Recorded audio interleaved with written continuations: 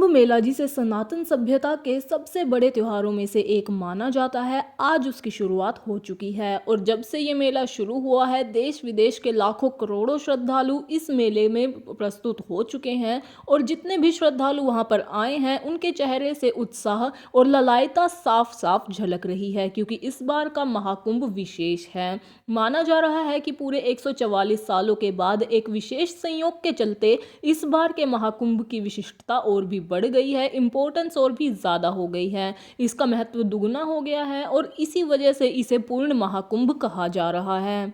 इस बार साल 2025 में महाकुंभ का आयोजन प्रयागराज में किया गया है, जिसमें लगभग 40 करोड़ श्रद्धालुओं के शामिल होने की संभावना बताई जा रही है। और संगम नगरी प्रयागराज में कुंभ मेला शुरू हुआ है 13 जनवरी 2025 से, जो कि आगे चलेगा 26 फरवरी 2025 तक। जी हाँ, 45 दिनों तक ये महाकुंभ का स्नान होने वाला है।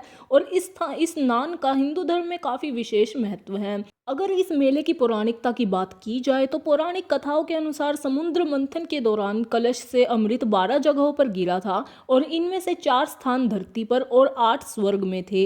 और पृथ्वी के जो 4 स्थान थे वो थे प्रयागराज, हरिद्वार, उज्जैन और नासिक। और कहा जाता है कि अमृत की बूंदें प्रयागराज के संगम, उज्जैन के शिप्रा, हरिद्वार के गंगा और नासिक के गोदावरी में गिरी थी। और यही कारण है कि हर 12 सालों में इन नदियों के किनारे पर कुंभ मेले का आयोजन किया जाता है। और इस बार के कुंभ मेले का आयोजन हो रहा है प्रयागराज के संगम पर। आपको बता दें कि इस मेले में पहुंचने वालों की गिनती इतनी ज़्यादा होती है कि वहां पर भीड़ इतनी ज़्यादा लग जाती है कि इंसान अपने साथ खड़े इंसान का चेहरा पहचान नहीं पाता है। इतने ज़्यादा श्रद्धालु हर 12 साल में वहां पर जाते हैं। अगर बात की जाए महाकुंभ के इतिहास की, तो आपको बता दें कि महाकुंभ का इतिहास बहुत पुराना है। कुछ ग्रंथों के अनुसार तो ऐसा माना गया है कि पहला कुंभ का मेला सतयुग में आयोजित हुआ था, जिसकी शुरुआत गुरु शंकराचार्य ने की थी। वहीं कुछ लोगों का यह भी मानना है कि समुद्र मंथन के बाद कुंभ मेले की शुरुआत हुई थी। हालांकि इसके बारे में कोई विस्तार से जानकारी तो नहीं है, लेकिन विद्वानों की अगर माने तो कुंभ मेले की जो परंपरा है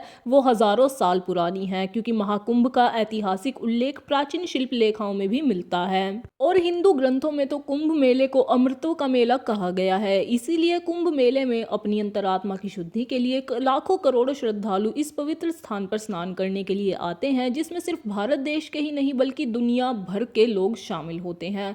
महाकुंभ में दुनिया भर के संत, साधु और भक्त आस्था की डुबकी लगाने आते हैं। और इस मेले के शाही स्नान का भी एक बहुत ही विशेष महत्व है। तो दोस्तों, क्या आप लोगों को भी लगता है कि इस बार जो 144 साल बाद संयोग बनने वाली बात है वो सही है और इस मेले को पूर्ण कुंभ कहा जाना सही है? आप अपनी राय कमेंट सेक्शन में हमारे साथ ज़रूर शेयर करें और आगे की खबरों के लिए बने रहिए।